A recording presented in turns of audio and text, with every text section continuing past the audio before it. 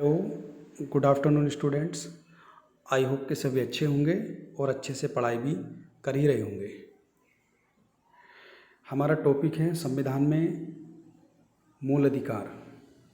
6 मौलिक अधिकार हैं हमारे। पहले 7 थे, अब 6 रह गए हैं। 7वां जानते हो आप लोग, संपत्ति का अधिकार था, उसको हटा दिया गया है।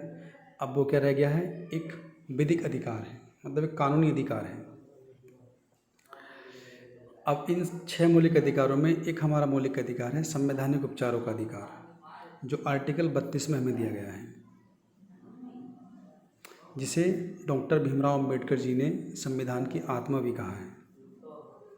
अब संविधान की आत्मा क्यों कहा है? क्योंकि ऊपर के जो 5 हमारे मौलिक अधिकार हैं, अगर वो हमें नहीं मिलते हैं या उनका किसी प्रकार से हनन किया जाता है, तो हम सुप्रीम कोर्ट में अनुच्छेद 32 और हाई कोर्ट में अनुच्छेद 226 से अपने मौलिक अधिकारों को प्राप्त कर सकते हैं। अच्छा, सर्वोच्च न्यायालय को इसमें 5 तरह की रिट निकालने की शक्ति प्राप्त है, और बच्चों को इन्हीं रिटों में बहुत सारी प्रॉब्लम्स हो रही हैं समझने में, रिट क्या होती हैं। तो सबसे पहले हम जानेंगे रिट क्या होती है, रिट का मीनिंग क्या होता है। देखिए, रिट का मतलब होता है आदेश देना। कोर्ट के द्वारा जो पक्का या फाइनल आदेश जारी किया जाता है उसे रिट कहते हैं। सुनिएगा फिर से, कोर्ट के द्वारा जो पक्का या फाइनल आदेश जारी किया जाता है उसी को हम रिट कहते हैं। रिट का मतलब ही होता है कि आदेश जारी करना। अब आदेश कौन किसे जारी करेगा? सुप्रीम कोर्ट हाई कोर्ट को, और हाई कोर्ट डिस्ट्रिक्ट कोर्ट को। इतनी बात आपको समझ में आ गई होगी। अब ये 5 प्रकार की रिट हमें दी गई हैं, इनको बारी बारी से पढ़ेंगे और समझेंगे, और मैं एग्जाम्पल के थ्रू इनको समझाऊंगा। थ्योरी तो सबके नीचे लिखी हुई है। सबसे पहले हम बात करेंगे बंदी प्रत्यक्षीकरण की। नंबर 1, अभी बंदी प्रत्यक्षीकरण रिट क्या है समझिएगा आप लोग, कि एक व्यक्ति को पुलिस ने अरेस्ट कर लिया। अब अरेस्ट करने के बाद उसे कस्टडी में ले लिया अपने, लेकिन उसे कोर्ट में पेश नहीं किया गया। अब उसे कोर्ट में पेश नहीं किया गया तो इसका मतलब वो रीजन होंगे उनके, पुलिस के या फिर उस व्यक्ति के, जो उसे कोर्ट में पेश नहीं किया। अब हुआ क्या, जो उनके परिजन हैं, उस व्यक्ति के परिजन हैं जो कस्टडी में हैं, उनके परिजन चाहते हैं कि जो हमारा व्यक्ति है वो जज के सामने पेश हो, कोर्ट में पेश हो। तो वो कोर्ट में अपील करते हैं। अब कोर्ट में अपील करने के बाद कोर्ट को लगता है या जज को लगता है कि हाँ, इनकी अपील मान्य है और उस व्यक्ति को कोर्ट में पेश होना चाहिए, तब उस कंडीशन में कोर्ट यह आदेश देता है कि 24 घंटे के अंदर अंदर उस व्यक्ति को कोर्ट में पेश किया जाना चाहिए। इसी को हम बोलते हैं बंदी प्रत्यक्षीकरण। मुझे उम्मीद है कि आपको समझ में आ गया होगा। सेकंड हम पढ़ेंगे परमादेश। देखिए, परमादेश में क्या है? सरकारी कर्मचारी या सरकारी कार्यालय अपने कर्तव्य का पालन नहीं करता है। सुनिएगा फिर से, सरकारी कर्मचारी या सरकारी कार्यालय अपने कर्तव्य का पालन नहीं करता है, तो उस कंडीशन में कोर्ट के द्वारा परमादेश जारी किया जाता है उस कर्मचारी या उस कार्यालय के खिलाफ। समझ में आ गया वो आप लोगों को? अगर कोई सरकारी कर्मचारी या कोई सरकारी संस्था अपने कर्तव्य का निर्वहन या पालन नहीं कर रही है, तो उस कंडीशन में परमादेश जारी किया जाता है उस कर्मचारी और उस कार्यालय के खिलाफ। ध्यान रखिएगा, इसी को हम परमादेश कहते हैं। अच्छा, इसमें एक बात और याद रखिएगा आप लोग, कि यह रिट राष्ट्रपति एवं राज्यपाल के विरुद्ध जारी नहीं की जाती है। क्वेश्चन आया हुआ एग्जाम में कि कौन सी रिट राष्ट्रपति और राज्यपाल के विरुद्ध जारी नहीं की जाती है, तो परमादेश। अब तीसरी रिट आती है हमारी प्रतिषेध। अब ये प्रतिषेध में क्या होता है? देखिए, प्रतिषेध का मतलब होता है मना करना। इनकार करना, सभी जानते होंगे आप लोग। जब कोई लोअर कोर्ट अपने अधिकार क्षेत्र से बाहर जाकर काम करता है, समझिएगा आप लोग, जब कोई लोअर कोर्ट अपने अधिकार क्षेत्र से बाहर जाकर काम करता है तब अपर कोर्ट उस पर प्रतिषेध लेख जारी करता है। यानी उसका कहना ये है कि कृपया आप अपने कर्तव्य का निर्वहन अपने अधिकार क्षेत्र में रहकर करें, अधिकार क्षेत्र से बाहर ना करें। और अधिकार क्षेत्र से बाहर यदि करोगे तो अपर कोर्ट प्रतिषेध लेख जारी करेगा। अच्छे से मैं एग्जाम्पल के थ्रू समझाता हूँ आप लोगों को कि मान लीजिए दो व्यक्ति हैं ए और बी।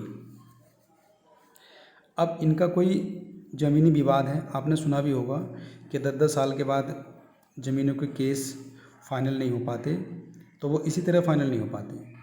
अब एक ए है, दूसरा क्या है, मान लीजिए बी है। अब इसमें क्या हुआ, कोर्ट ने, मान लीजिए केस हाई कोर्ट में था, अब हाई कोर्ट ने ए के पक्ष में अपना डिसीजन दे दिया कि ज़मीन जी ए की है। अब बी वाला तो हार गया, उसे तो कुछ मिला नहीं। कुछ समय के बाद क्या करा, बी ने फिर अपील कर दी कि उस केस को फिर से ओपन किया जाए। अब हाई कोर्ट ने उसे फिर से ओपन कर दिया। दूसरी बार भी फैसला आया ए के पक्ष में, बी ने कुछ समय के बाद फिर वो ओपन कर दिया। उसके बाद फिर केस आया, फिर डिसीजन आया ए के पक्ष में। यानी कि हाई कोर्ट क्या कर रहा है, बार बार उसकी अपील को स्वीकार रहा है और बार बार जो डिसीजन दे रहा है वो ए के पक्ष में दे रहा है। तो यानी जो हाई कोर्ट है वो अपने कर्तव्य का निर्वहन अपने अधिकार क्षेत्र से बाहर कर रहा है। और इसी सब को कौन देख रहा है, सुप्रीम कोर्ट। तो सुप्रीम कोर्ट क्या करता है, हाई कोर्ट के प्रतिषेध लेख जारी करता है कि आप अपने अधिकार क्षेत्र से बाहर काम कर रहे हो। अब अच्छे समझ में आपको आ गया होगा।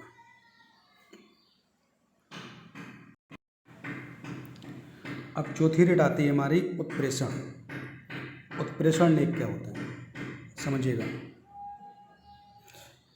जब कोई लोअर कोर्ट कोई फैसला देता है, मान लीजिए जब कोई लोअर कोर्ट कोई फैसला देता है तो कई बार अपर कोर्ट उससे उस फैसले के बारे में पूछता है कि आपके पास क्या प्रमाण है कि आपने किस बेस पर यह फैसला दिया। इसी को हम उत्प्रेषण लेख कहते हैं। समझिएगा फिर से, जब कोई लोअर कोर्ट कोई फैसला देता है तो अपर कोर्ट उससे पूछता है कि आपने किस बेस पर ये फैसला सुनाया है, ठीक है, उसका कोई प्रमाणिक हमें दिखाइए, ये हमें दीजिए या हमें समझाइए। उसी को हम बोलते हैं उत्प्रेषण। अच्छा, इसे मैं एक छोटा सा एग्जाम्पल बताऊँ आप लोगों को। जैसे मान लीजिए कि कोई दो व्यक्ति हैं, दो पार्टी मान लो, कोई दो व्यक्ति, एक बड़े ए और बी मान लेते हैं हम।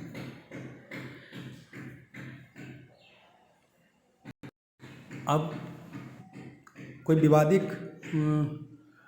विवादित फैसला जैसे मान लीजिए ए के पक्ष में आ गया, तो जो बी वाले लोग थे, जो बी के समर्थक थे, वो भड़क गए। और भड़कने के बाद में क्या हुआ, वो हिंसा करने लगे या हिंसा का रास्ता अपनाने लगे। तो उस कंडीशन में सुप्रीम कोर्ट हाई कोर्ट से या हाई कोर्ट डिस्ट्रिक्ट कोर्ट से ये पूछता है कि आपने जो फैसला सुनाया है उसका कोई प्रमाणिक आपके पास है या किस बेस पे आपने इस फैसले को सुनाया है। इसी को हम बोलते हैं उत्प्रेषण।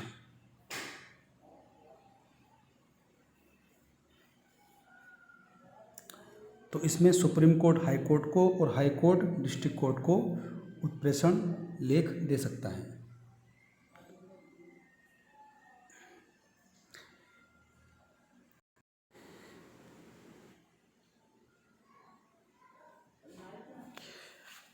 अच्छा, अगली रेट है हमारी अधिकार परीक्षा। सबसे इम्पोर्टेंट, बहुत बार पूछ जाती है एग्जाम में कि अधिकार परीक्षा क्या है। समझिएगा आप लोग।